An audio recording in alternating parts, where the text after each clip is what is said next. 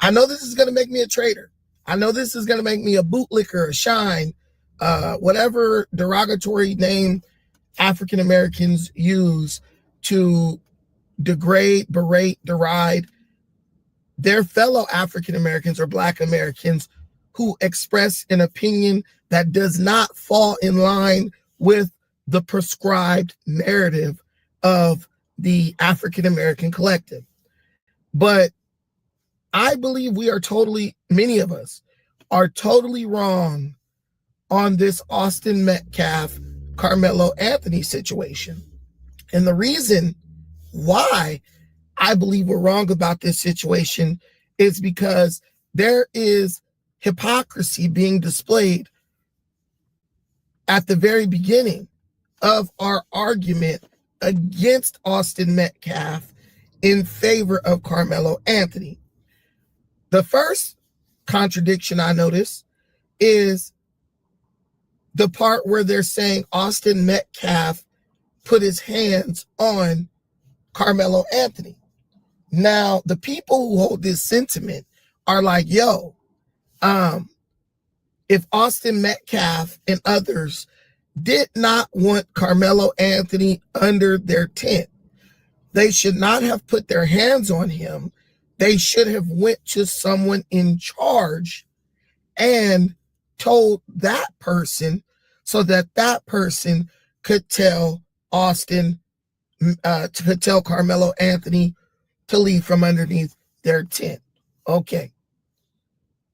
If you use that logic, couldn't Karmelo Anthony have went to someone in charge and let them know that he was being harassed by this group of students from the rival school? We're talking about going to authority and telling someone in charge and letting them deal with the whatever negativity that was happening or whatever situation that was occurring at that track meet. But we only expect Austin Metcalf to do that, not Karmelo Anthony. That doesn't make any sense, guys.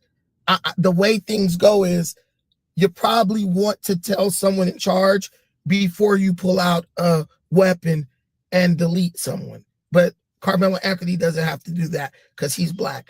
Only Austin Metcalf is held accountable for not going to a person of authority and getting that person to come intervene. Karmelo doesn't have to do that. Number two, we keep talking about Austin Metcalf was a bully. He had a history of bullying. Him and his brother were known bullies, all this type of stuff. One, there's no proof of that. I keep hearing that. I've been scouring the internet for 3 days looking for anyone who made that assertion or said that these guys were known to be bullies. All I see is people speaking positively of this person. That being said, there's no school records of a history of issues like that with Austin Metcalf. I've been looking on the internet, watching videos, looking up articles. I'm not seeing it. Now, what I did find is that Karmelo Anthony had gotten in trouble at his school a few weeks prior for bringing a knife to school. Like, this kid has a history of bringing weapons to school. So to say that the kid brought the weapon because he was in fear of his life or for his life makes no sense, because this guy is someone who carries weapons to school and has already been in trouble for doing so. Next is that very argument. Karmelo was in fear for his life. These people have been picking on him. I'm just talking about random stuff I've been hearing. Guys, if you're in fear for your life, why even show up to the track meet? If you're in fear for your life, why enter the bleacher area of the opposing team? How could you be in fear for your life when it comes to people who don't even go to the same school as you? right? And if you're in fear for your life, why are you challenging a person? Yeah, put your hands on me and see what happens. That's not in fear for your life. You're basically challenging someone's telling you, hey, you need to get out of our tent area, right? And you're saying, yeah, move me then. Make me get out. That's not how someone who's in fear for their life talks, right? That's not a person who's in fear for their life don't challenge people to make physical contact on them and say, yo, see what happens. So with the whole he was in fear for his life, that is a retroactive narrative that I think is being applied to the situation. The guy Karmelo, his behavior based on the stories does not fit the narrative of he was in fear for his life. And then another thing is, when it comes to Austin Metcalf, the hearsay is totally factual. Oh, if they said that he was a bully, that's what he was. If they said that he put his hands on Karmelo Anthony, well, that's what it was. But when the hearsay is applied to Karmelo Anthony, oh, they could be lying because he's black. They're making that up on him because he's black. Guys, either the hearsay is true or the hearsay is false. And we're going to find out when this reaches trial. But I don't understand why a bunch of people who I know for a fact would not want to send their kids to school with a guy like Karmelo Anthony are defending this guy and trying to make this guy out to be the victim. The victim is the person who's dead, right? At the end of the day, he's the guy who lost his life. Whatever happened to Karmelo Anthony, whether they put his hands on him or their hands on him or not, which that is just hearsay. No one is confirming, yes, they put their hands on him, right? Whatever they did was not enough to take Karmelo Anthony's life, right? So the fact that Karmelo Anthony felt that whatever they did was warranted him pulling out a knife and ending the life of Austin Metcalf, basically bro overreacted, and his use of force was excessive. Now, African American people can understand excessive force when the police do it to us, right? But when we use excessive force, well, all of a sudden, it's warranted no matter what. So you're telling me that if I walk up and put my finger on a police officer, I touched you, him killing me with a gun is excessive force. But if Austin Metcalf walks up and pushes Karmelo Anthony, that's totally justified. That doesn't make any sense. And I know that African American people can understand the concept of excessive force, because even when an African American person is attacking a police officer, even when an African American person is threatening a police officer and the police officer responds with deadly force, we will still argue, why couldn't the cop have shot that person in the leg? Why couldn't that cop have used a taser? Why could that cop could have used less than lethal force? So if the cop could have used less than lethal force, you're telling me that there is nothing at all Karmelo Anthony could have done to defend himself, quote unquote, against Austin Metcalf? Ending the guy's life was the only course of action that could have been taken. I mean, even if you do take a beating, let's say you take a beating, let's say the guy beat you up. You then can go tell the teacher, hey, this guy assaulted me, and Austin Metcalf will be put in jail. And he will be off the street, no danger to you. But you took his life, which that totally eliminated everything he was doing to you potentially, allegedly, because now he's dead and no one's here to be held accountable other than you for taking his life. I think what Carmelo Anthony did was wrong. I think it was unjustified. I think it was excessive. And I believe that the African American people who are supporting Carmelo Anthony are sending the wrong message, not only to our children, but the rest of the world, because we are basically celebrating or defending someone who did something that on any other day of the week, if done to an African American person, we would be condemning. It's just a lot of hypocrisy. Okay, you guys all got my thoughts on it. I want to open this up to the panel. Good to have you guys here. We'll start with Ant Jones. Do you think Carmelo Anthony was justified in stabbing Austin Metcalf? Nah. According to the to when it went down, no, I don't think he was justified. You know what I'm saying? But I'm trying to look at this. I'm trying to look at this. I'm trying to look at it objectively. You know what I'm saying? But I can't look at it. I can't look at it objectively because it ain't objective. You know what I'm saying? Why are you sitting on the tent of another team?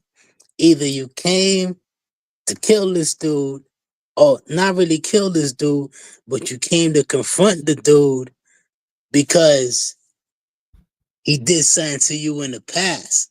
So that's, I mean, because he didn't go there to confront him. He went over there to steal, because that's what niggas do at track meets. Go while everybody's distracted and go dig through their shit. If you ever been to a track meet, bro, there are niggas who literally, when all the teams are focused on the track, they will go sneak around the people's tent and dig through their stuff, steal phones, wallet, all that. Go ahead. Bro, I ain't been to a track meet since 3rd grade, man. But if that's what you're saying it was, he went over there to steal, but I 100% believe that. Okay, but why go over there by yourself? I don't understand. I mean, maybe because I'm an OG. Because he was armed with a knife.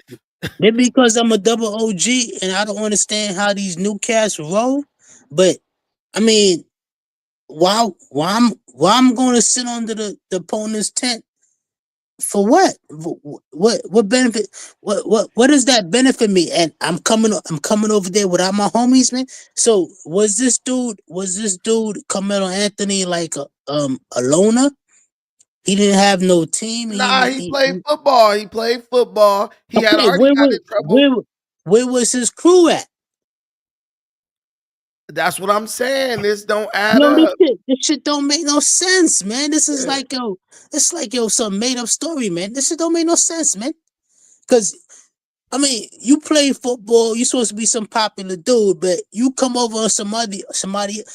Yo, alright, Costa, he from Chicago. I'm from New York, man. Yo, we don't roll like that, man. You go over to somebody else's team, somebody else's tent, somebody else's territory. You gonna have to at least have a couple of homies with you, man. Why you ain't have your homies with you, man? Why you over there by yourself, man? And then all of a sudden you say, all right, yo, touch me, and you gonna see what happened, man. I mean, seriously, man, yo, you don't snap like that, man. Bro, you don't snap only like that. Time somebody say that is if they got caught doing something wrong. Touch me and see what happened. You know that. But you don't snap like that, and then you have the accuracy to stab him in the heart, man. You don't snap like that, man. Come on, man. Yo, this shit don't make no sense, man. It seems like I don't know, man. Was he a plant? Was he like, yo? He slid on the ops. What ops? What ops though? What ops? That's what I'm trying to find out. What ops? Nah, them wasn't no damn ops. What I believe is that bro was over there stealing. They caught bro, like, get the fuck out of our tent. Bro, what was he stealing? What was he stealing? Digging through people's stuff. Like, if you ever been on track bro, listen, if you ever been on a track team, people leave their backpacks, their bags, all that under the tent. So you stealing cell phones? You stealing Bro, cell I phones? know dudes who used to do that shit. They would go around to the other team's tent when it's like a big event like the 100.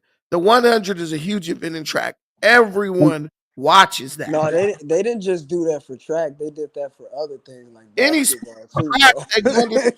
Bro, man, it used to be dudes who would go in the locker room of the other team and dig through their shit and try to For like, real. when you Yeah. have a game and the Yeah, team was during the from your game. school, it was dudes who would during the game go dig through people's shit, bro. Okay, but what you getting, man? You getting a cell phone and what, a couple of Money. dollars? Sometimes people leave Nigga, money, they leave Yo, niggas are jewelry, that sometimes. kleptos. show that what does that show you, man? That the Negro is petty, man. The Yeah, Negro I is believe it. petty, man. I The believe it. Negro is petty, yeah. Hey, is it true the Negro in a newspaper for saving someone from Hell, drowning? man, listen. It's Yeah, true that the dude had got in trouble at school earlier in the year for bringing a So knife to school. it's just weird the circumstances. It's like you save a life and then death. Like, no, I needed that death, and I then you don't believe take a none of life. that. I don't believe none of that. All this is Negro mythology, bro. They done made up so many lies about this boy. Yeah, yeah. It, You just it's listen. The fact that the boy brought a knife to school makes him guilty to me. Like you ain't supposed to have no weapon at no school. And if you were what you scared of, black man, he came at you. let me Whoop tell up you on something, that man. fool. Let me tell you something. This some Chicago and LA shit, man. Yo, in New York, man. In New York, man, we ain't seen a lot of no what? backpacks, man. Ain't no money in that, man. Ain't no money in that. Yeah, New What York ain't you what nobody you gonna bring getting? no backpack. They ain't What you gonna put getting? money in the backpack. You getting a cell phone and a couple of dollars, man. Ain't no money in that, man. That's some juvenile shit. That's 13 and 14 year olds do that crap, man. This guy Really? was a bro. Poor people do that, and bro was living in Texas and probably Yo, was Hey, they poor. lied bro. about his GPA though. They say he was like a three Three point point seven. seven. Man, that dude was like a 1.2, one point Oh three. my god. Nah, what 1.2 would get you flunked out of Let's school, let man. Rob Stop go. Let's playing, man. go, Rob. What you think, Rob? I think he probably was snow bunny chasing, man. He went over there looking for some white girls. We already know how them track girls be built, man. They be built different. He wa- Under he the was tent, under the he was a tent. Rob think he was submitting to his lower nature. I don't know. I think that's a good theory, man. I don't yeah. know. I'm Under the It feeling that tent, was one. it under was the some white tent. girls over there. You know, Austin didn't like this nigga coming over and talking to the girls. That's it. That's on his track team. He thinks he has claim to the girls, and they just got into a little altercation, and he tried to out.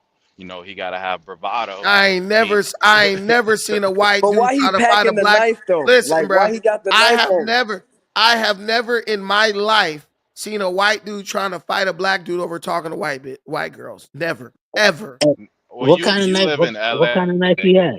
you don't live Look, there's people here. you And have you you ever live in seen a white dude? LA, bro.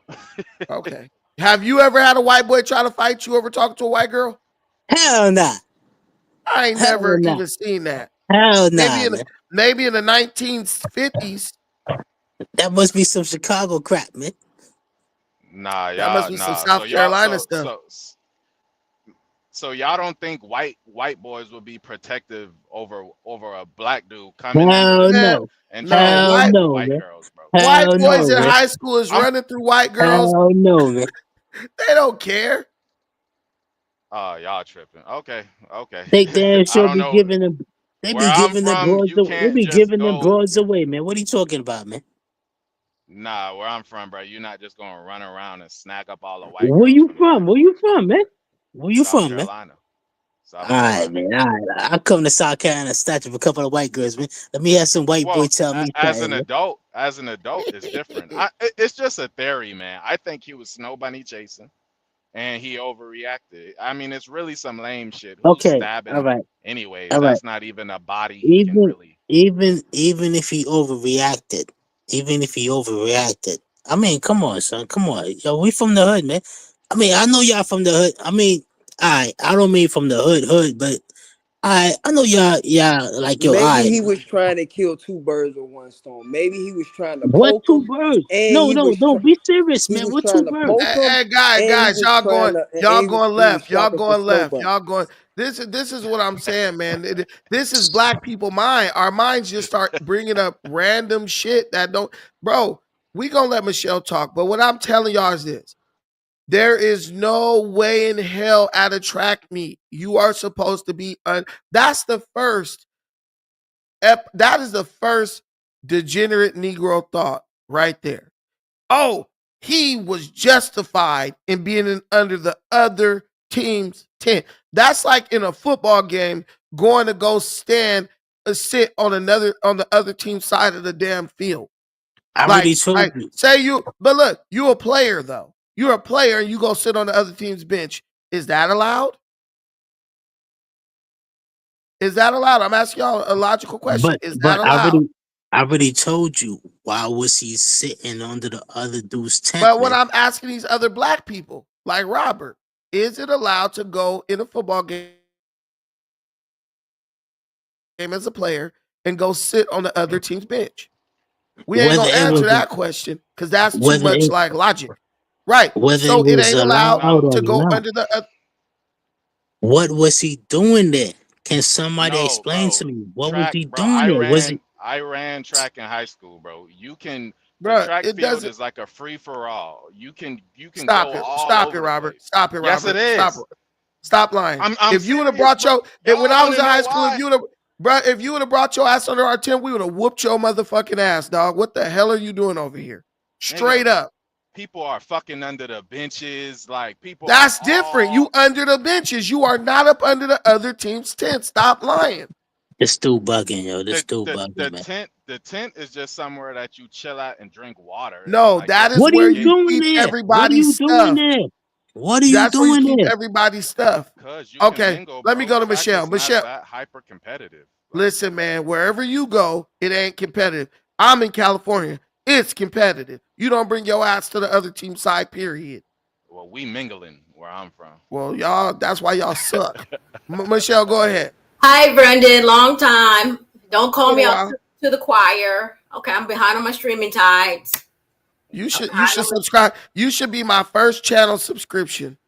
I started the membership and I got cool badges too. What? Yeah, yeah. Remember what? I thought you were gonna do a Patreon, but okay, we need to have a members meeting. We got a membership. Sign up for join the membership and we have a Okay, members meeting. okay. All All right, right. we'll do I'll that. send you the link. I'll put the link in the stream and in the comments. Okay, good, good, good. All right. I'm this case is particularly concerning to me. Number one, why was Carmelo carrying a knife in the first place? Illegally. Okay, allegedly. Oh, yeah. Okay. Two, even when I was growing up and when we go to sports games, it's not too kosher to be on the opposite side's team tent per se. You know what I mean? It just makes you too vulnerable. You ain't over there if you scared. If you in fear for your life, you're not going to the other side with the other team. Period. Yeah, because you don't know. And again, one of the issues somebody may think you're trying to steal, or Man. you try to get at somebody on that school. Is he trying to holler at a girl over there? Maybe I don't know. Those are theories. What was your real reason for being on the other side? That But when they confronted you, why did listen? There were witnesses around when the boy got confronted. Why didn't he just say, "Bro, I'm over here for this reason. Get out of my face, bro"? That wasn't what happened. They said, "Hey, bro, you got to get out of here." I believe they caught him stealing. I think that's what happened. I think they caught bro stealing. And then it was like, "Hey, you got to get the fuck out of here." And then, bro, he didn't say why. He didn't say nothing. His immediate response was, "Touch me and see what happened." Why would they have a reason to touch you? Why, when they said you got to get out of here, didn't you just turn around and walk away? The dude was aggressive. He was abrasive, like Negroes are when they get caught doing something that they know they ain't got no business doing. Go ahead, Michelle. I'm sorry. yeah, so those type of things, and then as a black person, of course, I'm always going to support my own. But this issue, the dynamics of the situation, I'm kind of fuzzy on it. Even though I have made a donation, I do see there's some underlying concerns because I You don't like donated money to this bum how you know he's a bum. because he stabbed somebody in the chest. He's a coward too. He was maybe it was See, self Brandon? defense. Listen, man, you defend yourself with your hands against somebody using their hands on you. You don't pull out a knife and stab somebody in the heart at a damn track But meet. maybe does he have a heart condition? If No, he was a football player. He ain't got no damn heart condition. You being funny, Michelle. I know you being funny. This dude is a coward, man. The kids was the same damn size. Let me tell you what. Wait. We going to order. Shiva, go ahead. Peace. Am I audible? Yes, sir. Yeah. I disagree with your assessment. First, I have to concede. I think much of what is being said is speculative. I'm curious why you're speculating that he stole something. According to witness accounts, He was trying to steal something. If I could finish, according to Don't interrupt him. According to witness accounts, no one has alleged he's stolen anything.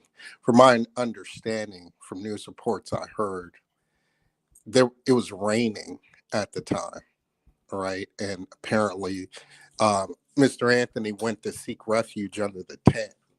Right, this is according to reports I've heard. I wasn't there.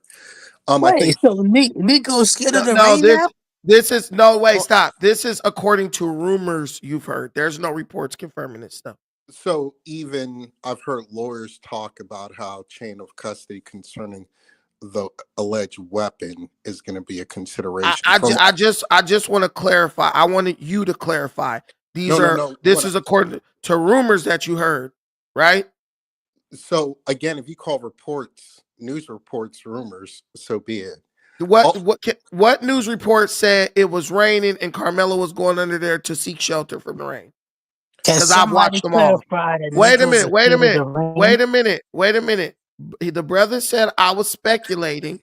So now if we going on the facts, I want the facts because he called me out for not using the facts. Where did you hear that Karmelo factually was going under the tent because he was trying to shelter from rain? So again, my understanding is that it was raining. So logically, one could surmise that he went under the tent. Again, I prefaced everything with we have minimal facts concerning what happened, and everyone's speculating. But all I'm saying, I'm gonna let you talk, and I'm not gonna interrupt you no more. When I speculated that he probably was stealing, you called me out as if, "Hey, how dare you do that?" Now you're doing it. Is it okay for you to do it? And I could tell that your mindset is already arbitrary because you called me out for something, then started to do the same exact thing. So here's the issue. Number one, I'm just saying your speculation he was trying to quote unquote steal something runs contrary to reports we've heard of eyewitness accounts. And your speculation that he was going under a tent to seek shelter from the rain at a track meet goes against every track meet in the history of the United States, because if they got a tent, you got a tent. So why you ain't going under your own tent to seek shelter? So again, I don't know about every track meet in history, but nonetheless, I think if it's raining, then one can logically surmise one would go under to seek shelter. I think that argument is far more plausible than he was quote unquote attempting to steal something when eyewitness accounts, none of them allege this. Now, again, I'll concede I'm speculating from what I've heard, right? I'm just saying we have eyewitness accounts. None of them allege he was stealing anything. Furthermore, I think when we talk about the deceased, and may he rest in peace, I'll say this. I think this case on the face is a bit more ambiguous than, either side is letting on to. I think there's more nuance. I know Texas is a stand your ground state. I think black people need it to be ambiguous and nuanced so that they could do mental gymnastics to not to admit that this was a black man, young black boy, doing what young black boys do to each other every single day in America. He killed someone because he was angry or because he felt offended or because he was a coward and didn't want to fight with his hands. That's what it was. It's very simple. So real quick, if I may, again, this sort of bias towards quote unquote black folks. The same thing I can say for proponents of the deceased. The initial reports, no one talked about the deceased initiating the confrontation. The initial reports made it seem like this young black man, out of the blue, based on whatever sort of arbitrary whim, decided to stab this boy. Then, as facts, hold on real quick. As facts emerge, we then hear, oh, Mr. Metcalf initiates a confrontation with the boy. Say I presuppose everything you're saying. I never heard. I'm not saying you. I'm saying just a second. I'm just telling you because you're saying that this is how it was presented. Never did I hear a report saying that the black kid just randomly ran up and stabbed the white kid. What the report was is that the boy was under the opposite team's tent. For one reason or another, the people in the tent start telling him he needed to leave. Austin took it upon himself to confront the boy individually and say, hey, bro, you got to get out of here. The boy said, put your hands on me and see what happens. Basically refusing to leave. Austin grabbed Karmelo. Karmelo pulled out a knife, stabbed Austin in his heart. So, everything you're saying speculatively is, in my opinion, muted by the fact of this little criminal brought a knife to a track meet. He also had gotten in trouble prior, this is a fact, for bringing a knife to school. I used to carry a gun to school when I was young. Where I live, and I'm going to let you finish.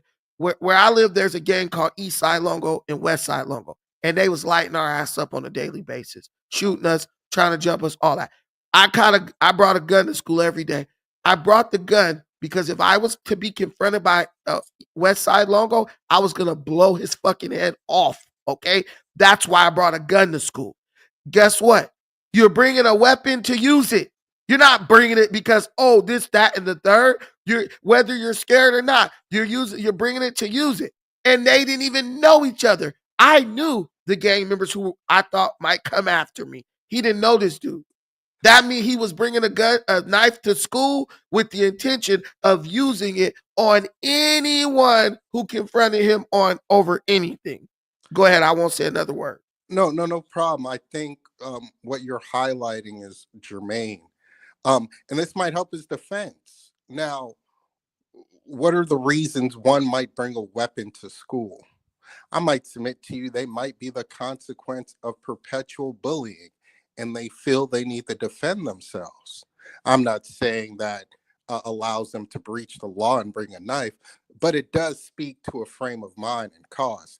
Now, if they can substantiate that this young man has been historically bullied to the point he feels he needs some means of protection, that might actually help his defense.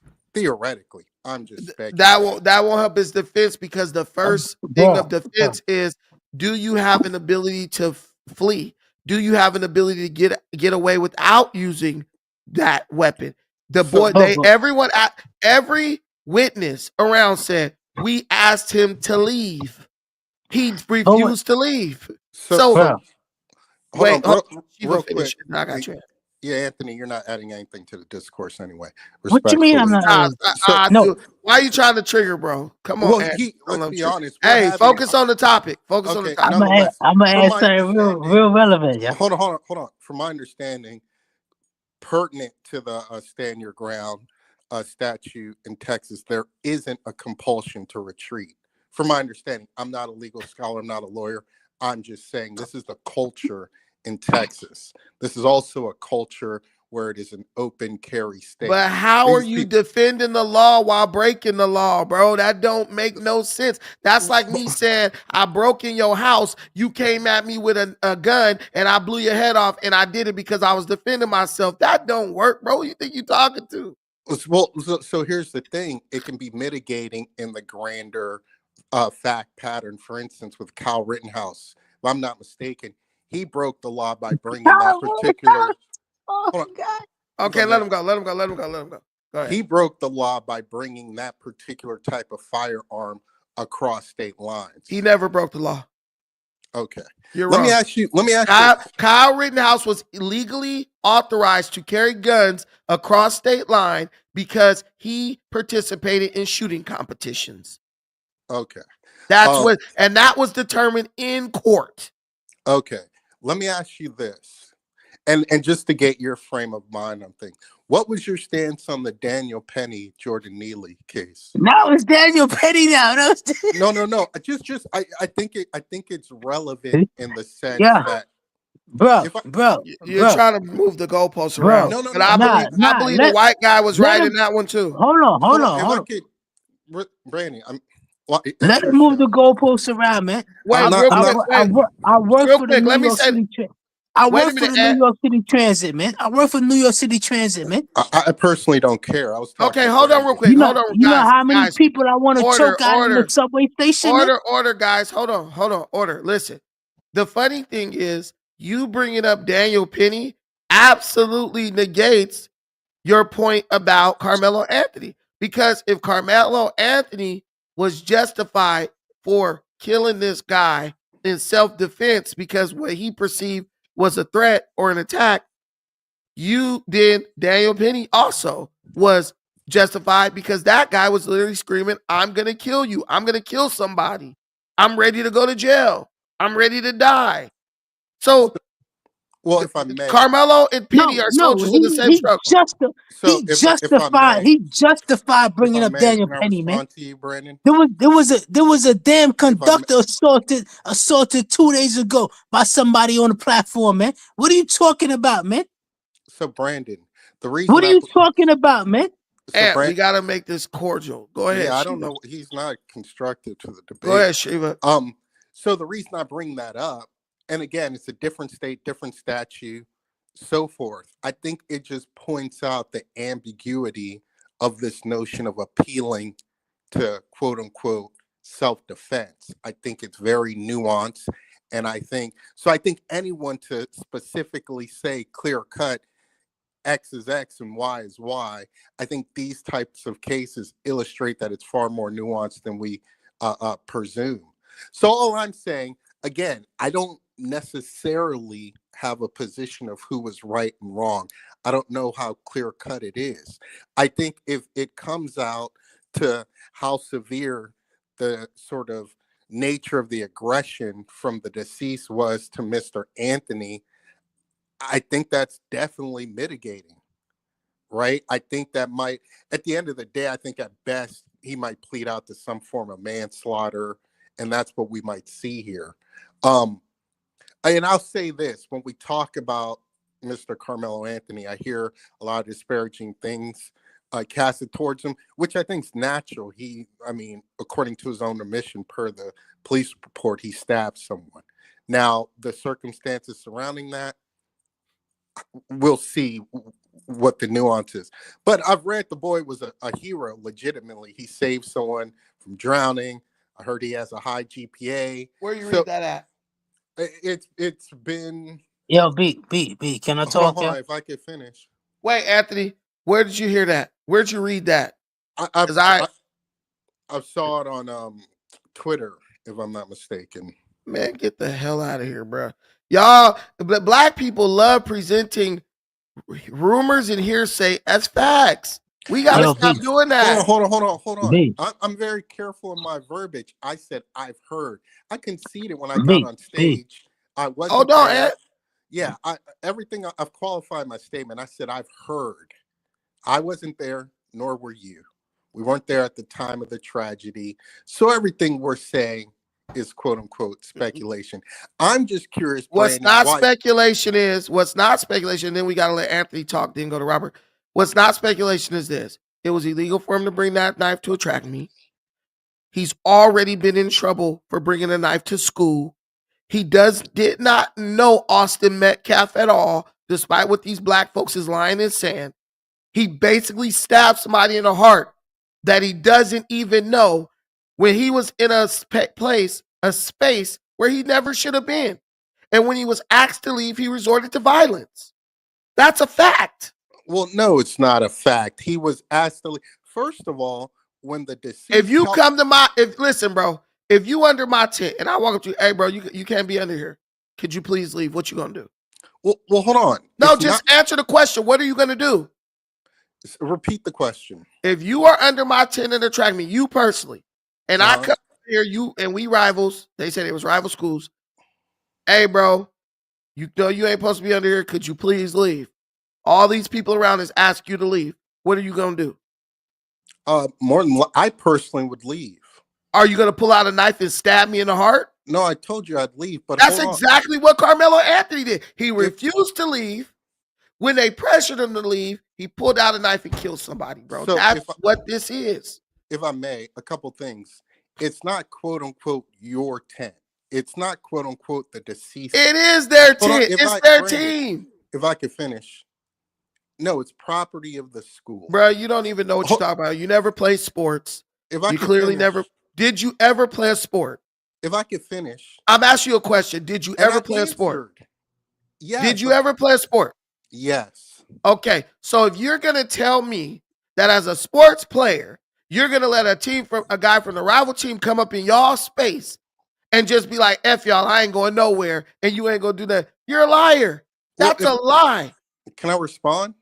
All right, man. I know from playing sports that rival teams would do anything to psychologically get you off your square. I know this is part of sports, right? So, number one, the deceased, and if we're going to be honest, because you're very critical on Mr. Anthony, fair enough.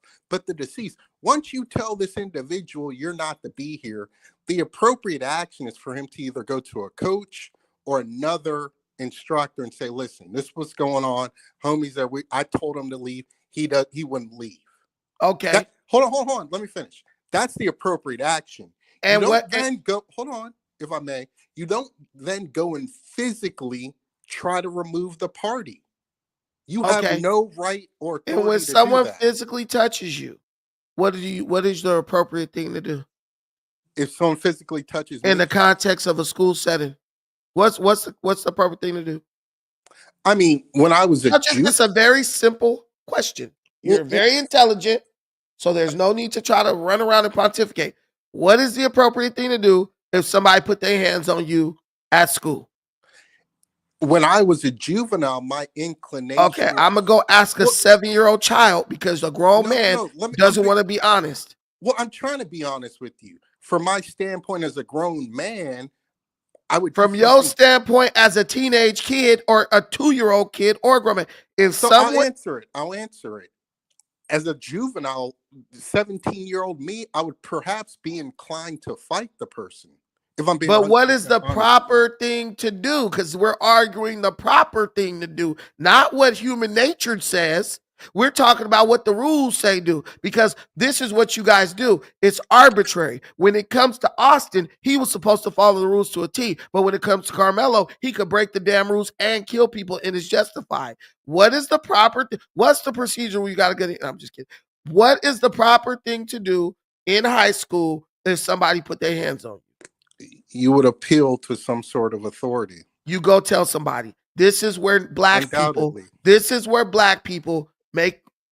where we make ourselves look dumb, because one person should have followed the rules, but the other person should be exempted from the rules because we have some type of emotional attachment to that person. No, if Austin Metcalf should have went and got somebody in charge, then Karmelo should have went and got somebody in charge. And if Austin Metcalf should have got somebody in charge, Karmelo should have never brought that gun into that track. I mean, that knife into that track meet, because it was against the rules. Let's pretend like we're in the paradisiac world where everyone follows the rules.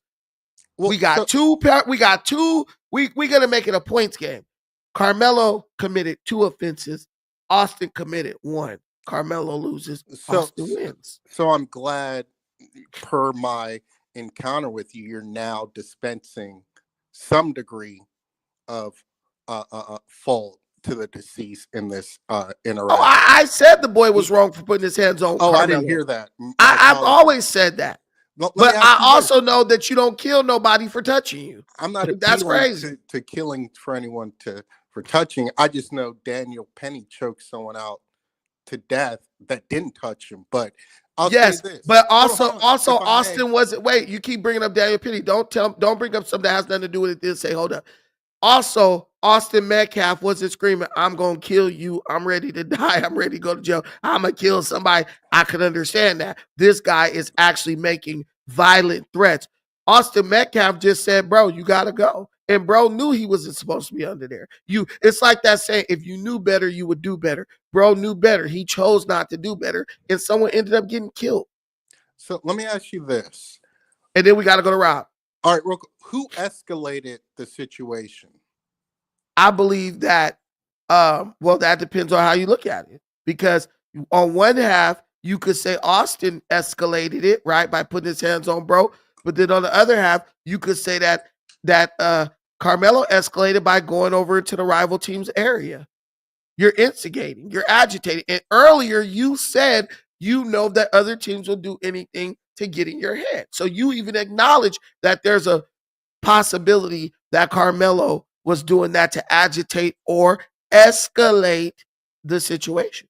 No. So I think a couple things. I think if we're being honest. I'm being honest. No, I'm saying that in a colloquial sense. If someone, and you, from my understanding, you're a jujitsu practitioner, and you understand that once someone puts their hands on you, you have now escalated whatever situation. But as a black belt in jiu-jitsu, I also know never antagonize, never instigate, never do things that you know may lead to a physical altercation. Like, it's like saying which came first, the chicken or the egg. Who's at fault? The guy who did the first guy who did something he know he wasn't supposed to do, or the second guy who did it? In my opinion, the first guy who broke the rules first. Because this is the thing. When Carmelo Anthony brought that knife into that track meet, he was guilty to me. Because even if Austin put his hands on him, the most that could have happened was a physical fight. And if you look at the pictures, the boys were the same size. They were the exact same size. So it wasn't like, yo, this guy's way bigger than me. And then this thing, oh, him and his brother was, listen, bro, if him and his brother was on you, if you would have stabbed that boy brother, he would have came for you, bro. Straight up. It all makes no sense. Bro broke the law first by bringing a knife. Then he used the knife to kill someone. Who thinks like that, bro? I'm gonna go over here. I can understand self-defense, but a person who's doing something for self-defense is also gonna take certain precautions to make sure they're not. It's like, I'll give you an example. Then I gotta let Rob talk. Okay, you will kill an intruder if they enter your house, but you're also gonna lock your door and close your windows and lock your windows to make sure no intruder can enter your house, right?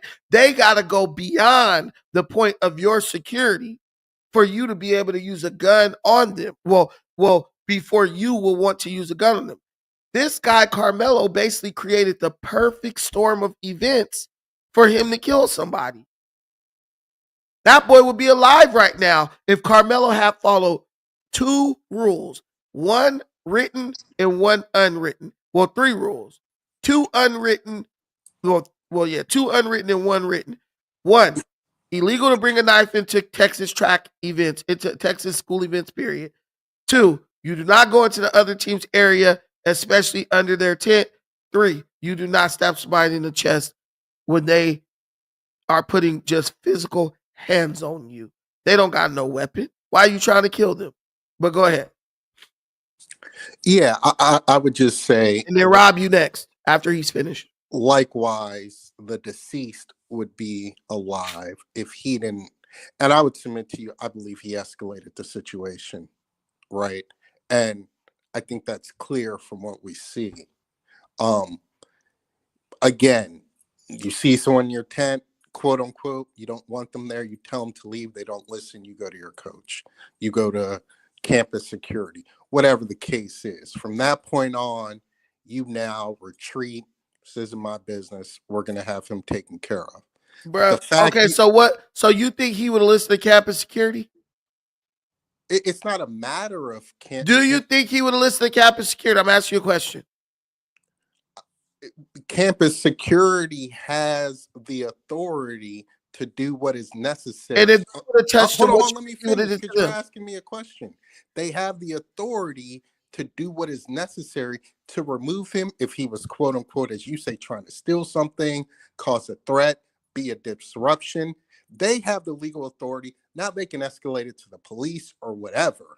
What I'm saying is a young man doesn't have the authority to, quote unquote, yoke him up or whatever was going on. You have now escalated unnecessarily. Hey, hold on real quick. Hold on real quick. My friend run track. I'm gonna ask him a question about track.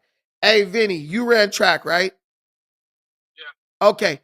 Running track, have you ever, in all your years of running track, have you ever went under the opposing team's tent just because, oh, I'm gonna go under there? Or let's say it's raining. Have you ever went under the opposing team's tent, like to their side of the track, just to chill and hang out?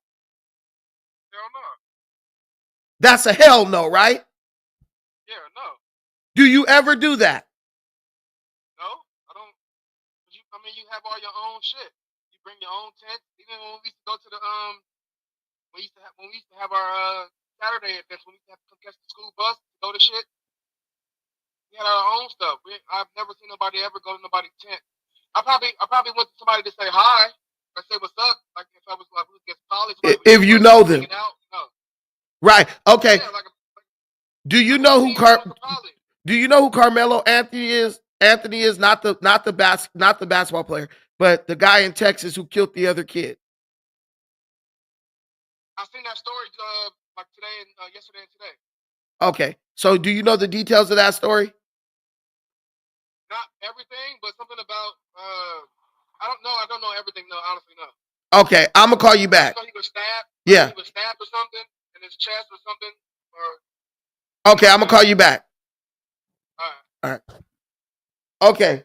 My friend is totally ignorant of that situation because he's not into this type of stuff. He thinks Karmelo is the guy who got stabbed. But telling he you, did concede. He said if he would under to say hello to listen, a friend. he said that, right? If you live in Long Beach where we live, he said if I knew somebody, like if we played against Poly, because he used to go to Poly and then he transferred to the school that he attended with me. So yes, in that event, I know these people. If I'm going to say hello to them, hey, what's up? One thing we know for a fact is that Austin and Karmelo did not know each other. No one knew that boy on that team. They were all asking him to leave. But the point I'm making is this. It is an unwritten rule in track. I was on the track team. I threw shot put in discus. You do not go up under nobody else's tent, bro. That's the one rule I keep trying to tell people. This boy was over there and his intentions were not good. That is why I speculated that I think bro was over there trying to steal. Because when you go into somebody's tent at a track meet, the first thing they're going to think is that person's trying to steal and they're going to confront you. Because that's where everybody keeps their bags and stuff. Even if your parents is with you, your mama put her purse in there with the backpacks and all that. So if someone who's not supposed to be there is there, first thing you doing, what are you doing over here, bro? You know you ain't supposed to be there. You need to get up out of here. Bro said, touch me and see what happened. And then they stabbed bro in the chest. Then he stabbed bro in the chest. Go ahead. So my last point. You got 30 seconds. Go ahead. Okay, no problem. Your own, I'm being funny here. Your own star witness already said there are instances where you would go to the opposing team to say hello to someone. Who knows? That's what I'm saying. There's a lot of know those people, but those people don't know. Okay, all right. There's a lot of nuance that seems to be escaping us. And I think I would charge you with the immediate condemnation of this boy, and the Black community at large is problematic in you fairly assessing the facts we know as of now. That being said, I think this would bear out in days. I think to immediately hold all the boy at fault, I think it's a little hasty. I'm not saying it's not the case, but I think there's been a media bias where they have not fully pointed out the deceased, his role in his own demise, right? And I think culturally we have to address an issue of instances that seem to be racially polarized when it comes to self-defense, i.e. Daniel Penning, Jordan Neely, Has and nothing to most. do with. It Hold on, has nothing to do hold with on. My 30 race. seconds is almost over. Your 30 seconds been over actually, but keep My going. last point. And Zimmerman, right? He initiated. Who escalated there? All I'm saying is culturally. Zimmerman was wrong 100%. Oh, I'm shocked you will concede that. But here's the Why? thing: most people don't hold that position, Brandon. When it comes to Trayvon Martin was walking down a public street, not armed, not nothing. That's what I'm telling you. Carmelo Anthony is more like George Zimmerman than Trayvon Martin than than he is like Trayvon Martin. He's and not to the my victim. point, George Zimmerman is walking free.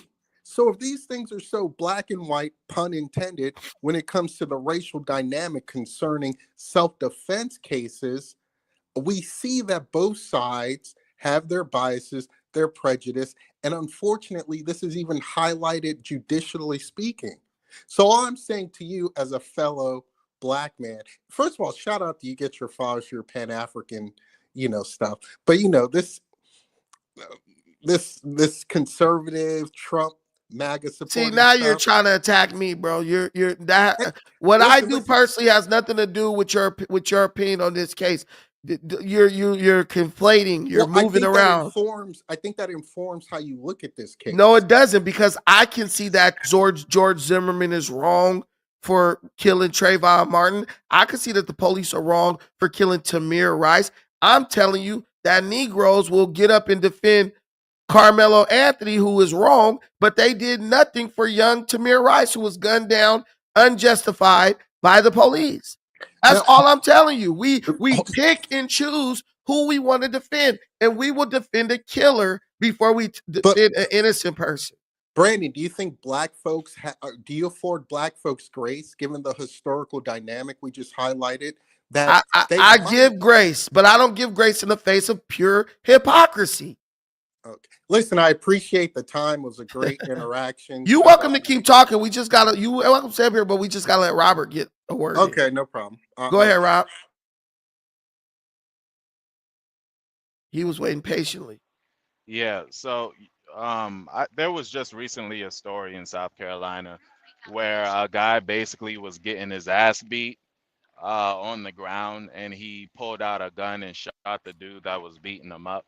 And I was confused. I was like, damn man, how did he not win a self-defense case? Because two of my friends are cops, so I was asking them, and they were like, man, self-defense cases are not that easy to win. They're actually really hard to win. And if you're like an onlooker to someone who won a self-defense case, they almost look like a coward or very scared inside the situation in order for them to actually win. So any signs of aggression, if you're gonna rely on self-defense, like that's a really sticky situation. And I think black people think that they just hand out self-defense wins all willy-nilly. It's they don't just give you self-defense that easy. Hell no. Hey, let me tell you this too. When the boy said, touch me and see what happens, that totally throws his self-defense argument out the window, because any jury or judge or lawyer will say, well, at that point, you had the opportunity to walk away, didn't you? And instead of Exactly. walking away, you chose to stand your ground, right? But this is the thing, it wasn't your ground. That wasn't your ground. You were in their area. They could, let me tell you something. In all the self-defense cases I've ever seen, if you are in their area, they can't retreat from their area. So they're Right. telling you to leave because you got somewhere to go to. That's the crux of self-defense. I'm in my home. I can't run anywhere. You are in my home illegally. You need to get the fuck out or I'm going to kill you. Yeah. What should they have done? All right, man, just let this guy we don't know sit in the air. This is like somebody being on your front line. My sensitive valuables are in this area. I don't know this guy. I don't feel comfortable. We don't feel comfortable with him in our area because we don't know him. Can you please leave? When you establish, there's some laws too, even in like states, and it might be the law in Texas.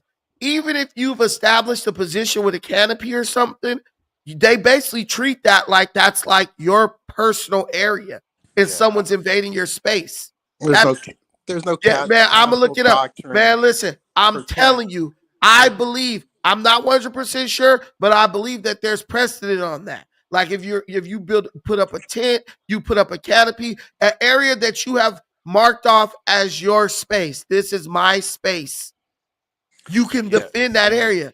and to So be there's no honest with you, castle doctrine for a tent Castle at a doctrine, baby. for a look, track Shiva, meet. I You don't think know that. Shiva is just another victim in the whole narrative because black people get highly conspiratorial whenever major news coverage over like black and white murders happen. So he's just the subject of like propaganda, and I know there's a lot of traumatic experience that the black culture is going through in regards to these sort of stories, so it could really raise emotions, but I don't think he's looking at it from an objective point of view. I think But he's but Rob, what we do is what Shiva is doing and what a lot of people are doing that it induces trauma because instead of saying, you know what, this is an open and cut case, bro should have never brought the knife, bro should have never stabbed nobody, you know, he's right. guilty, let's move on, and letting black people just rest and relax,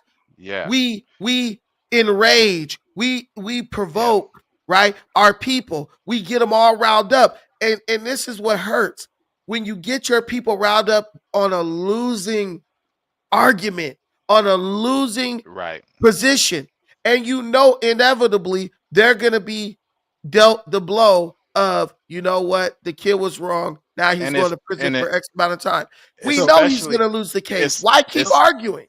so a especially couple in this circumstance whenever this was our opportunity to basically show that we have even the smallest amount of accountability, and we dropped the ball. Like if there's any situation where we should show accountability, it's this one. Like bro, he has a knife, he stabbed the dude in the chest at a track meet. Like what's the whole controversy? Like we should just be allowed to say he's wrong and just move on. Yeah, so I don't know what a quote unquote open and shut case is any longer in America when it comes to self defense. I thought George Zimmerman, Trayvon Martin was an open and shut case. I thought Daniel Penny, Jordan Neely was an open and shut case. But precedent has shown that no, this is not the case. So, given that, yes, I do look at this with a certain degree of hesitation before. Daniel Hold on, real Penny and quick. Jordan Neely were a was an open and shut case. It Daniel wasn't Penny at was all. innocent. It wasn't at all. He was innocent from jump. It was the case was over. The shit didn't even go to trial. Oh, it was over in a day. It was over in a day. Well, that's what I'm saying. I thought it was open and shut. It That was open and shut. no, what the brother said. How come black folks? It's an open and shut case. They should just know it's X, Y, and Z. What I'm saying to you is, given certain polarized cases, I would presume they are open and shut in a certain judicial direction, and lo and behold, that's not No, because what bears out. listen, I could have I knew the outcome of Jordan Penny. I knew how that was gonna end. I knew the outcome. I knew that when the black people was walking off the train calling Jordan Penny a hero. You're omitting the facts. You know, You're omitting certain black people facts were getting too. off the train. Listen, black people were getting off the train saying bro was a hero, which tells you that the shit was not racially motivated. So on top of that, look, then I know what's gonna happen with Carmelo Anthony. So, He's guilty. He's Brandon, going to jail. I don't want to relitigate Jordan, Daniel Penny, but You you're can't. hold on, real quick. You're a black belt in jiu-jitsu. You know, with a rear naked choke, someone is out in 3 seconds. Listen, Hold I on, hold on. know. Let me finish. So when you persist in holding the choke, even with people that are ostensibly align with you, tell you to relent, and you continue, that's problematic. Hey, listen, man. Anyway, but He we don't did got what he had to do. Ain't no problem for oh, me. this is what I'm saying. So people seem to now suspend law and their judicial I'm not understanding. suspending Of law. The course you guy are. was a criminal. He No attacked problem. elderly people in the No, subway. At for, that point, bro grabbed him. I don't know. you Bro, should have just listen, restrained him. you can I'm kill somebody with a choke in 10 seconds, bro. correct. And Okay, so the guy was struggling and the guy was holding him and the guy died. That's what happened. first of all, the struggling induces the choke even faster. You're expending you're a jiu-jitsu player, you know this. What I'm saying to you as someone who was trained in the military, once you subdue the party, you are done. But to maintain the choke till the point of death, then we have an issue. I'm not begrudging him intervening to try to neutralize the threat. But then to kill the person, I think judicially there is a problem. But Let me get again, my super chat. That's what I'm telling you, bro. You argue one thing in the case of Daniel Penny, but then you argue against that thing in the case of Jordan Neal. I mean, in the case of Carmelo Anthony. no. Carmelo Anthony is Daniel Penny. Then, No, if here's that's the the case, here's the thing. No, that's not the case. Because again, what I'm saying to can you, I get this super chat real quick? You take a long time to no talk. problem. Let me Cookie Lover, thank you, my sister, for the $4.99 holler.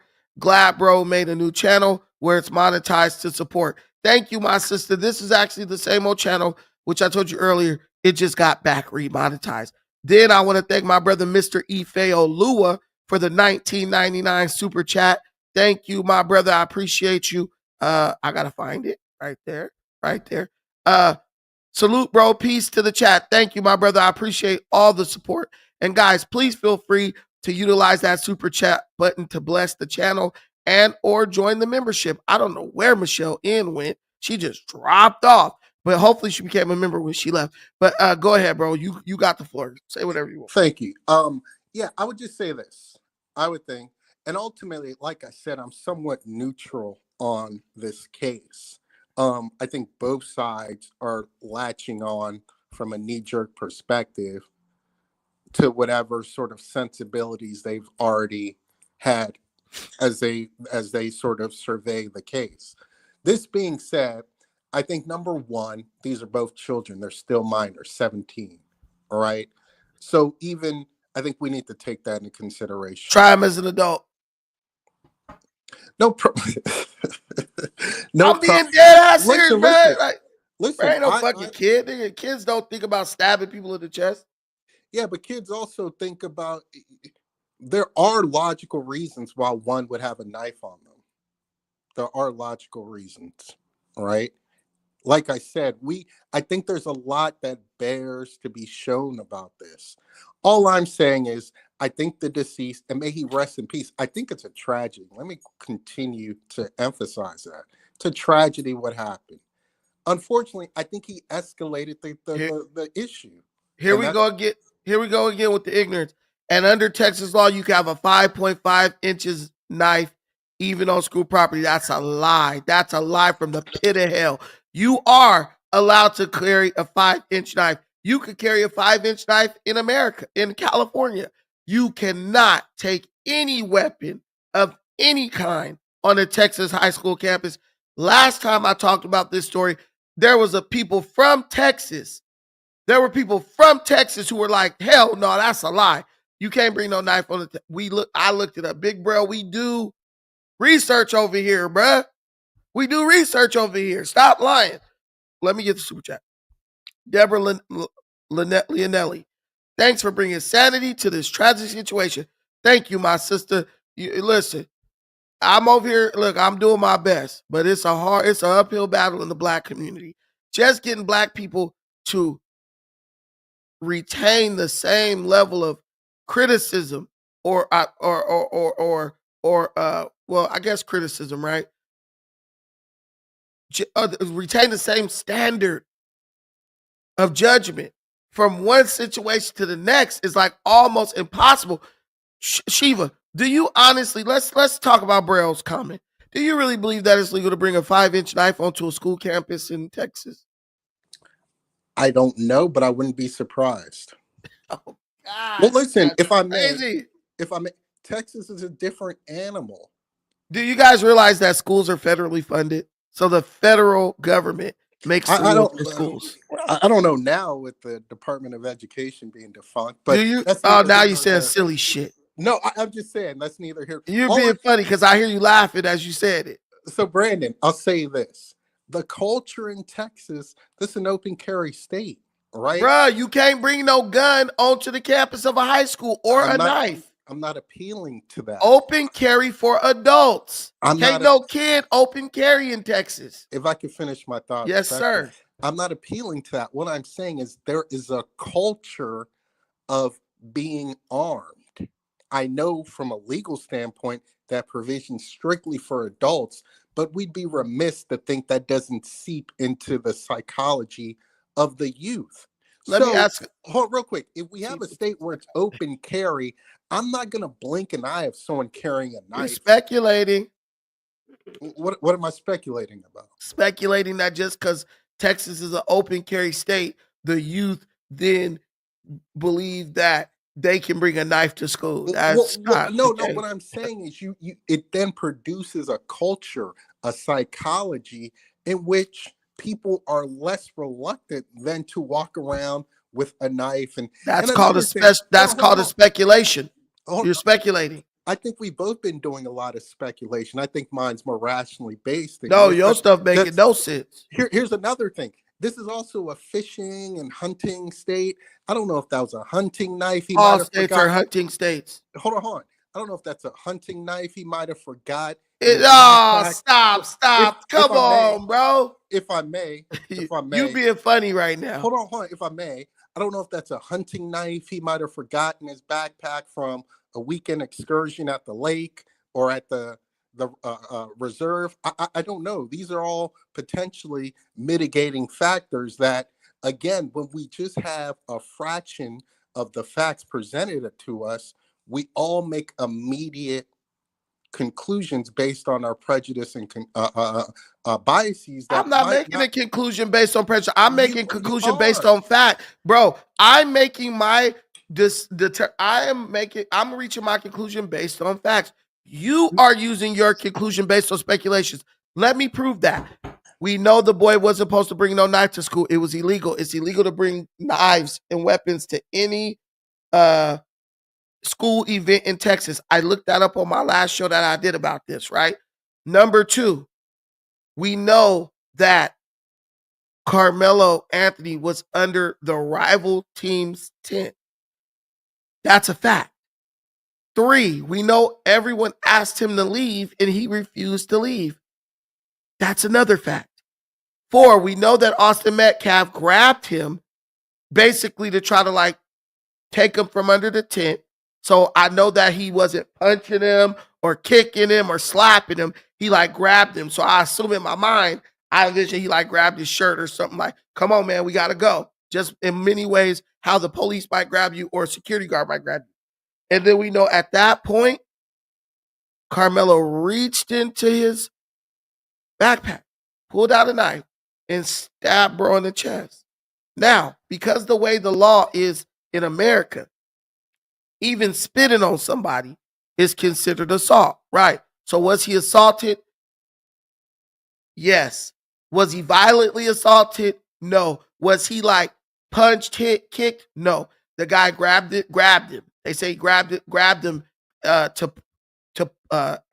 take him out the tent. That's what the witness said. So I'm assuming, like I said, a grab, like grabbed his shirt or something, or maybe grabbed his arm, like, come on. Bro pulled out a knife and stabbed him. At that point, you committed murder, bro. Bro wasn't attacking you. Bro basically was trying to escort you up out of his area that you had no business being in. And he had no business assuming the authority of someone that had the license to And escort. Karmelo had Hold on, no real quick. business assuming the authority to be able to take somebody's life because he didn't want to leave from their area. So real quick, I think the brother his comment about blades not exceeding 5.5 inches, there might be some legitimacy to that. The brother what? This notion about a statue of the size of the blade you can have with a knife. Bro, you keep arguing a point that's totally not true. Like, Well, why do no. you keep doing that? So all I'm saying, even how you recount the story is riddled with bias. You're like, oh, he perhaps just grabbed him by the arm. No, I'm going and by what the witness said. They said the witness specifically said Austin grabbed him to take him out of the tent. Now that's what they said. No, I'm not disputing that, but grab is a very ambiguous term. Okay, how do you think somebody go grab you to take you up out of somewhere? Listen, again, in the bleachers. Let me finish. They can grab you by the neck collar, which might imply to someone you're attempting to strangle them. You can. Oh God. You could say, how can you stab somebody in the heart if they're strangling? If they're strangling you, hold on, bro. You practice jujitsu. You know there's a collar choke with the. There's no way. Listen, man. So let me finish. How can you stab somebody in the heart if they are collar choking you? I didn't see your. I said someone can grab you by the collar, and this might imply to you that they are attempting to strangle you. I don't know. All I'm saying is I'm putting on the hat of a defense attorney, and these are things I would proffer forth that then gave credence to my client to now feel there was a significant threat upon his body in which he is allowed to implement some sort of force to deter it. This is what we're dealing with. And what I'm saying to you is, whether you like it or not, Texas law is biased in the direction of Mr. Anthony. I'm not saying. No, it's not. Hold on, let me finish. Bro, listen, man. Are you a lawyer? Let me finish. Are you a lawyer? Let me finish. No, you're not going to say factual. Let me finish. No, because you're trying to make a statement that's untrue. Like, you didn't let me finish. How do you know that Texas law is biased towards Karmelo Anthony? Because it's a stand your ground state. It doesn't require a retreat clause, right? And this notion of self-defense is predicated on the ambiguous notion of feeling that your life is being threatened. That's where a lot of these stand your ground and castle doctrines, personally, I think they're flawed in that sense because it's based on this psychological, which is very relative, threshold of feeling my life is threatened. That then allows you to exact whatever sort of repellent you want.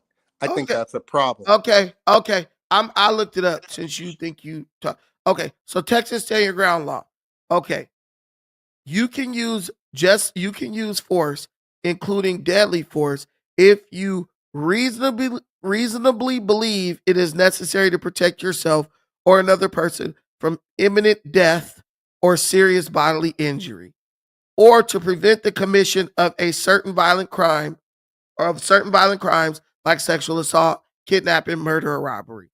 Just off that, I know that Karmelo Anthony didn't believe any of that was happening.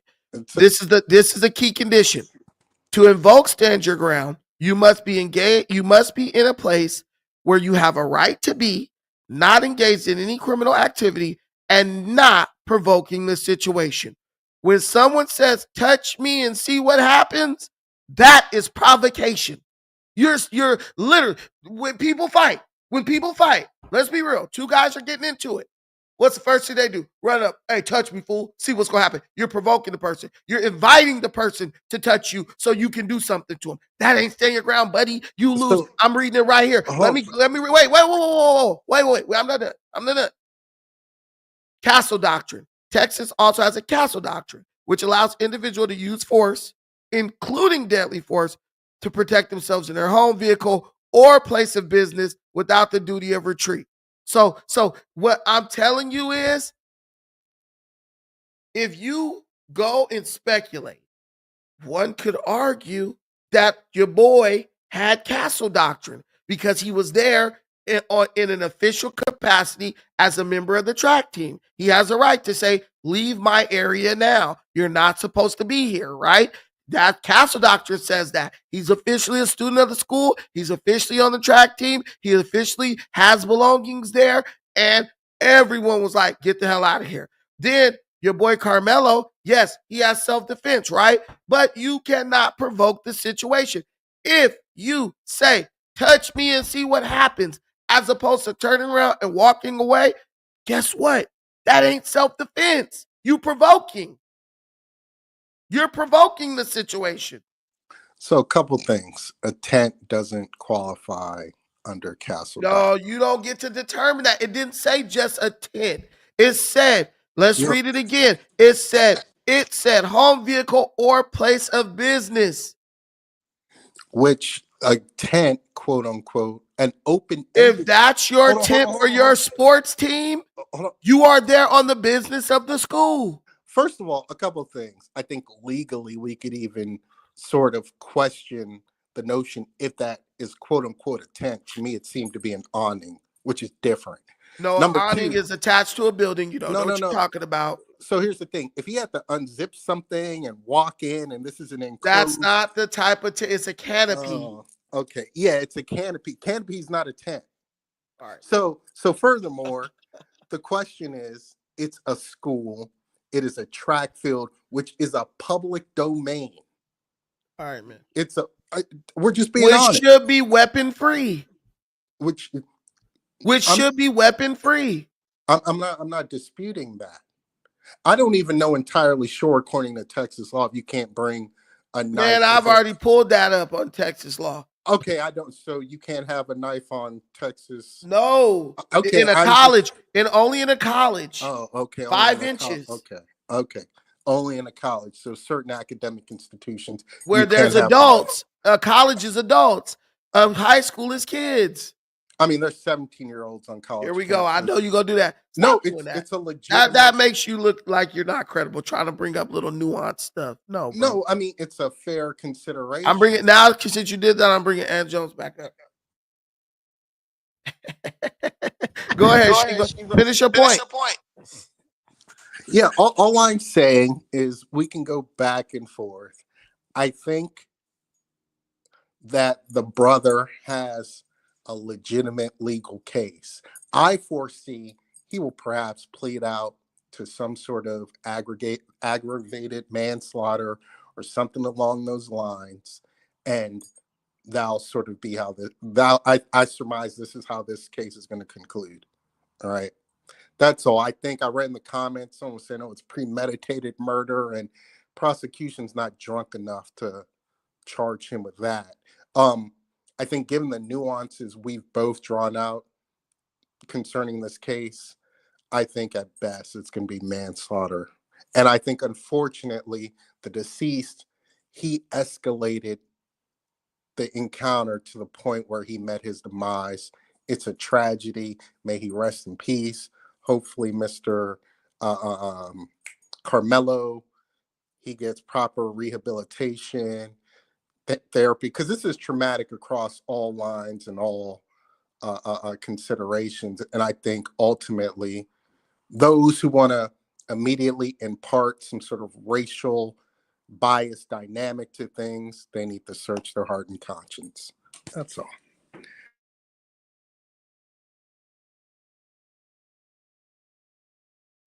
In general, it is a felony to possess a knife on the physical premises of a school, any grounds or building on which a school-sponsored activity is being conducted, or a school passenger transportation vehicle. This is tsab.org, which is the Texas School Law Source Library.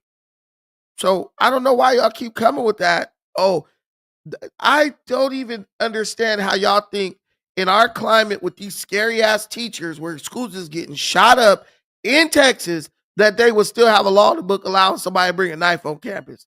That doesn't even make sense. I'm not impulsive. I wasn't impulsive. Oh yeah, both guys were impulsive. 100%. But I feel like Austin was justified in what he did.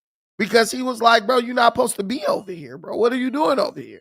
Like I'm not saying he's justified. What I'm going to say is I understand because of the competitive nature of sports. You're going to go after somebody from the other team if they're in your area. Like, hey, get the hell out of here. because you're only over here trying to provoke. You're only over here trying to agitate. And the stand your ground law disappears once it's proven that you were there trying to provoke something. You were provoking the person. It says literally provocation. So if you're hold on, guys, I need tissue. But it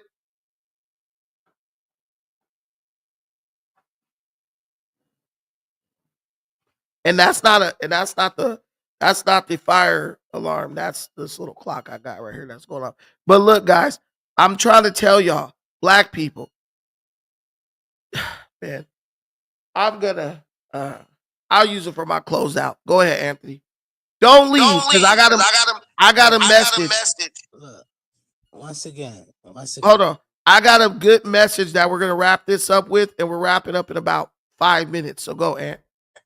Listen, once again, if you judging it from the facts, from what we know so far,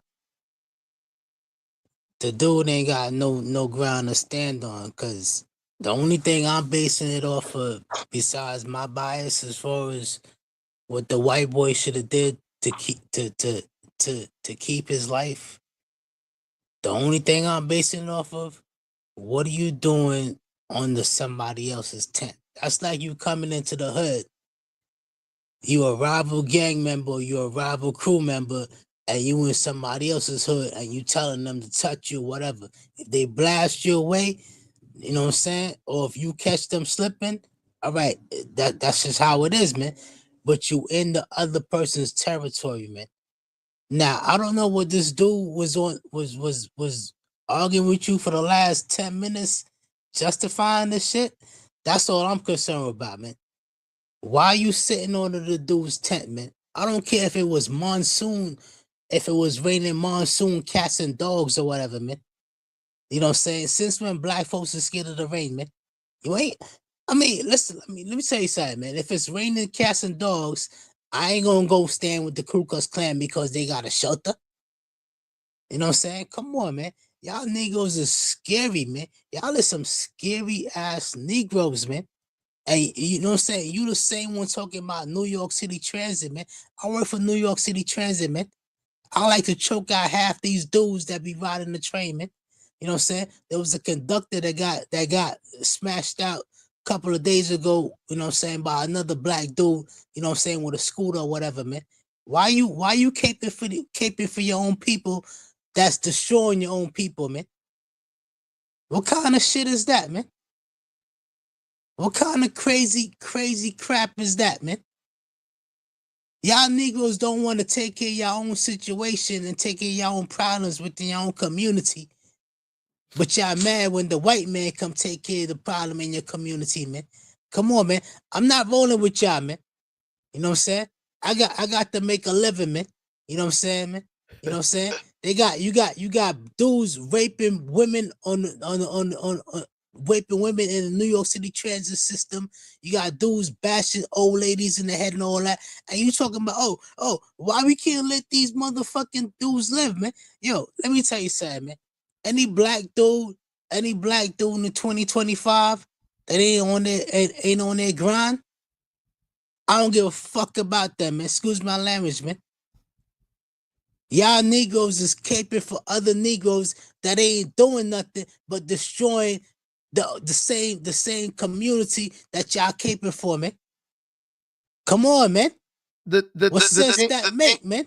The thing I agree with you because we got so many kids that are out here doing the right thing. We don't do anything for them. We don't stand up and show up for them. Bro, I don't know why you got to echo. You got to echo. These Negroes don't care about their children, man. These Negroes don't care about their children. If they was, they wouldn't be fighting against Trump like how they are, man. They don't care about. Hold on, I'm gonna mute because you got a background. We don't give our energy to the right things. Like this boy didn't stab somebody.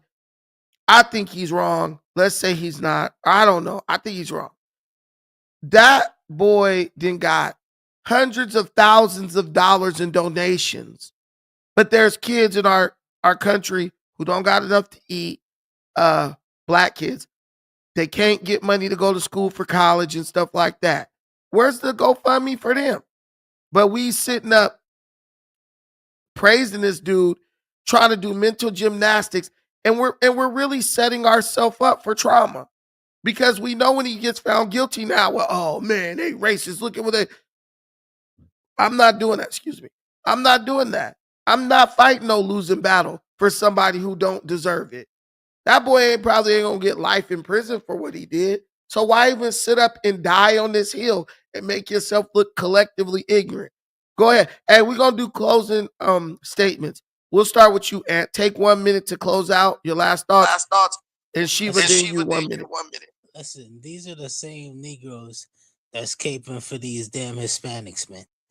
That's taking over their communities and destroying their well-being, man. You know what I'm saying? I'm out here in New York, man. You know what I'm saying? I ain't seen one Negro working on no damn DOT project, you know what I'm saying, in the streets, you know what I'm saying, doing um um fixing those potholes or whatever, man. It's all Hispanics, man. These Negroes is not legitimate, man. They're not genuine, man. You know what I'm saying? They only want to come on podcasts and TV and cry about the white man, but they're not worried about nobody else is taking their flipping jobs and taking their damn benefits from them, man. They are disingenuous, man. You know what I'm saying? Fuck Carmelo Anthony, man. He'll be all right, man. I don't have no commissary for the dude, but hopefully he be all right, man. You know what I'm saying? Do you got some commissary for the channel? Yeah, I got you, man. I got you, man. I got you, man. But yo, listen, man. I'm not caping for these motherfucking Negroes no more, man. Y'all don't care about y'all kids. Y'all don't care about your children, man. Y'all don't care about your children. Y'all just like to cry.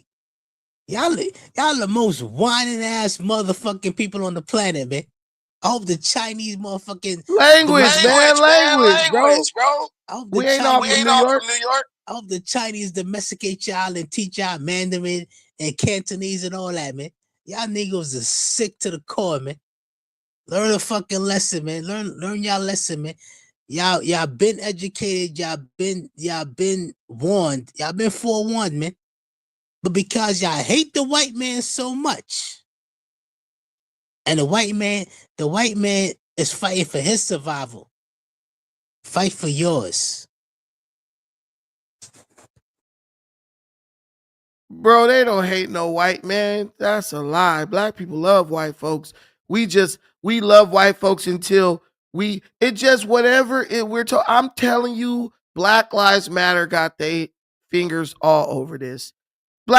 Most black folks wouldn't even know this was a thing unless Black Lives Matter, because I heard Black Lives Matter is doing a lot of the fundraising for this situation. It's just it's very tiring. It's exhausting. Go ahead, Shiva. You got 1 minute. Appreciate you for letting me on the dialogue. A couple things. Unlike you two, I afford black folks the benefit of the doubt. I think they're affording this young man some grace and the benefit of the doubt, given what we've seen with polarized cases concerning self-defense. When there's a racial dynamic of black versus white, the judicial system seems to inevitably afford the white party the presumption of innocence and the ability to embrace this threshold of self-defense, while black folks never seem to be afforded likewise. I know in this country in the last couple of years, Daniel Penny can choke out and kill someone who didn't lay a hand on him, and he's heralded as a hero. By black people. And he's sitting with the president of these United States, your president, and vice president. We can see George Zimmerman can kill a young man after he pursues, contrary to the dispatchers telling him to relent, get into a physical altercation, kill the young man with no cause, with no presumption of the young man doing anything illegal. He goes on and sells the gun. He's heralded at gun shows. He's literally making a mockery of the deceased and in turn traumatizing the family and black community at large. We can go on and see these cases. So I think when you see a case where initially the black man is vilified, Hold on, can I say something, please, real fast, man? I didn't Wait, interrupt wait, you. wait, Could did wait. it It's his once, turn. and then here we go. When we see a case where immediately, when I saw this case trending, cut and dry, this black boy seemed out of the blue to stab this white young man with no cause, provocation. He's a murderer. This is what black people do. That was the trope I saw initially trending with this case. As the police report starts to get dispensed, as we start to hear witness reports, it's far more nuance. That in I read turn, the police report. hold on real quick, that in turn, the deceased escalated the situation and there might be cause for self-defense, then the narrative changes. Black folks are being condemned for marshaling funds for a legal defense. Remember, per the Constitution, everyone is afforded a legal counsel. We don't want this boy to have a public defender. If he's guilty, cool, let him have his day in court, due process, but at least fortify him with competent legal defense, right? People want to whine and complain about the GoFundMe. Daniel Penny, he earned up, well, that was $3.3 million. No condemnation for that. So again, this again highlights the double standard we see socially, politically, and judicially concerning black folks and white folks. It's only Right. to be a matter of time before we see some right-wing politician latch on to this case for some sort of political expediency, and that will just follow the narrative black folks have all too often come used to. So when I Okay, see can I? and I'm gonna land right here, when we see the black community rally around one of their own, particularly a minor, I afford them grace. Okay. This isn't a gangbanger that went out and just shot someone up for no How do you know? reason. There are mitigating factors in which black folks How do you say, know he wasn't hold a on. gangbanger? There are mitigating Hold factors. on, you've been going 5 minutes, yo. You have 1 minute limit. Hello? Yeah, I'm muted up. Unless there's Oh, well, I want to ask you this. So this guy, Sardo News Spot, says Tamir Rice, the cop that deleted him, got rehired at another police department a coiled year later. I don't know what that means. Brandon and the rest said nothing. Bro, did I not just talk about Samir Rice with you up here? Shiva. Yes, you did. Did I not say that I thought that Shiva was that the cops were totally wrong? Yes, you did. Okay. So y'all sitting up here, y'all didn't even do shit for Tamir Rice. That's what kills me. This guy killed somebody. Y'all rounded up 200,000 for him. Tamir Rice was an innocent kid. He got nothing. Nobody even brought charges against the cops. But y'all gonna blame me.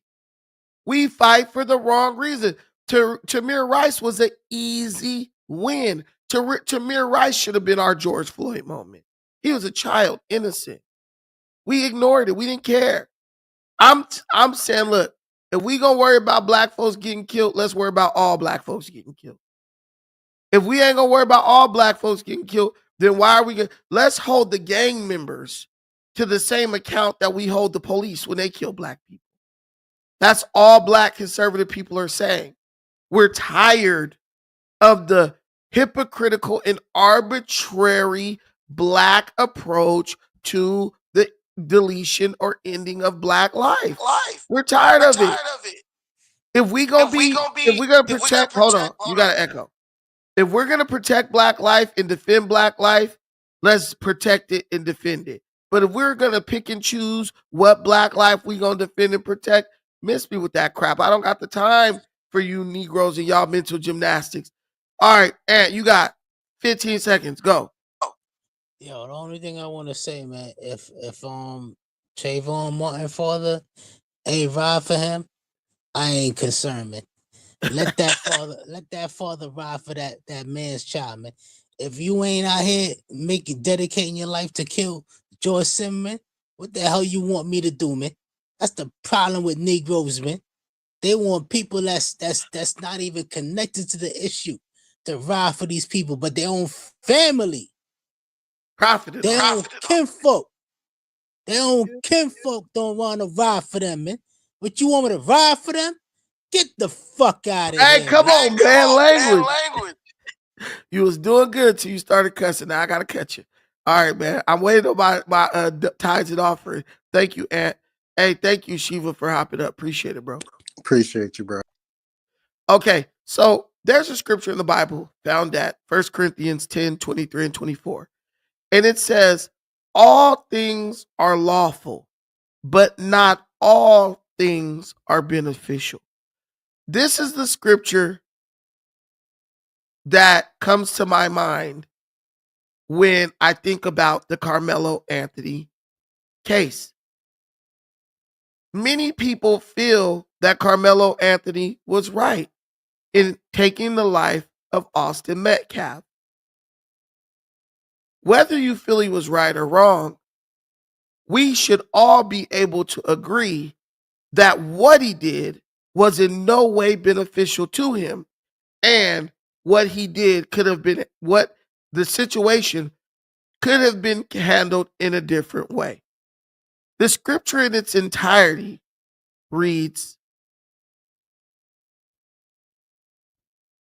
I have the right to do anything, you say, but not everything is beneficial.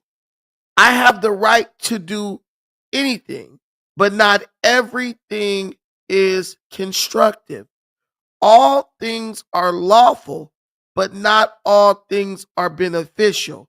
All things are lawful, but not all things build up. And that's what I need you to consider when you look at this situation. Though you may feel that the brother was within his rights to do what he did, help me understand how this builds you up. Help me understand how this makes these schools safer for our children. Help me understand how, though you may believe what he did was lawful, please help me understand how it benefits you in any way, shape, or form. And if it is determined that what he did is not lawful, please tell me who's going to deal with the trauma that is induced from Black folks getting their hopes up, believing that they will be able to get this man exonerated from the crime that he committed, and then being forced to realize that no, he in fact is guilty and he will be held accountable under the law. All things are lawful, but all things are not helpful. All things are lawful, but all things do not build up. Take that with you. And in any situation, in every situation, recite those words and then apply them in your action. Thank you for watching this. I appreciate every single thing you do for me in this channel. Hope this added some value to your day. I'm going to produce some more videos. And if you didn't watch our video that we did before this about the tariffs and Xi Jinping and China and Trump, go check that thing out after you finish watching this one, because I know some of y'all came in here late. Till the next time, take care of yourselves. But most importantly, please take care of each other. Peace.